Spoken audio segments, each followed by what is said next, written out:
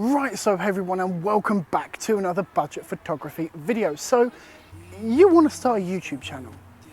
Where do you start? What do you need to know to, well, make a YouTube channel?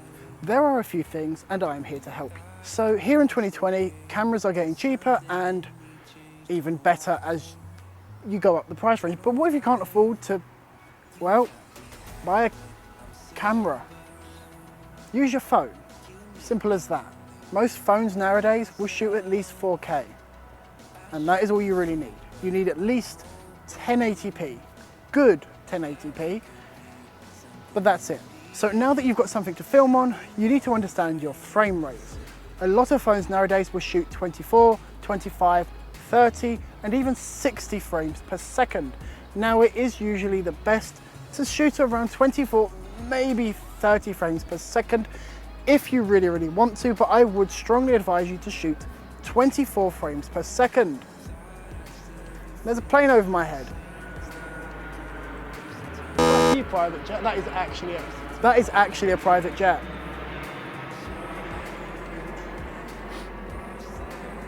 The problem with filming out here, I get jets going over.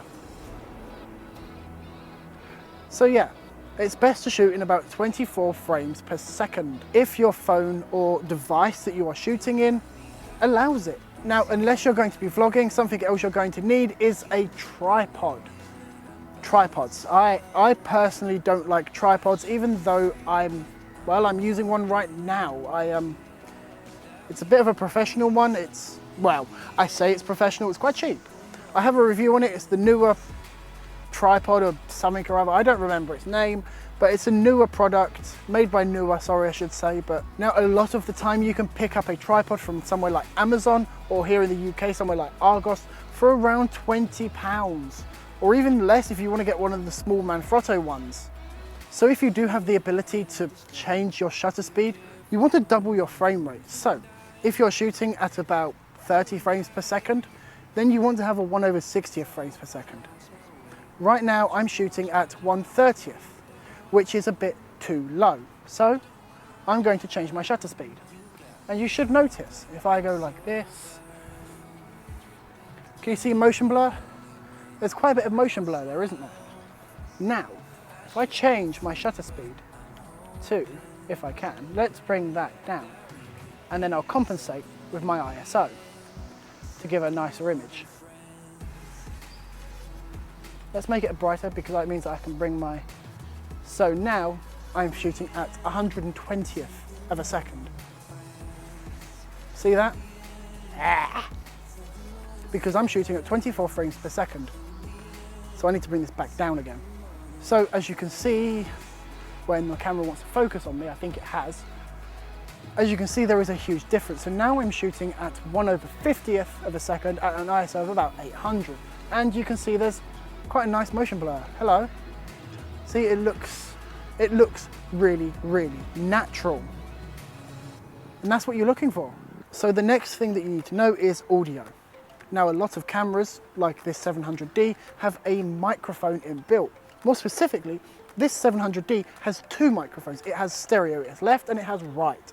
Now I am not using the 700D audio. I am using a Rode lavalier microphone that is wireless, it plugs into the camera, but if I unplug... So now, this is what the internal microphone actually sounds like on the 700D. It's okay, I suppose. Let's plug this microphone back in, if I can. There we go. So now that I've got better audio, you can use the inbuilt microphone on your camera, but I really wouldn't advise it. They're never very good. It's more of, I used to use it as audio syncing because I used to record my audio externally, and that is another thing that you can do. You can record your audio externally to another device if you choose to.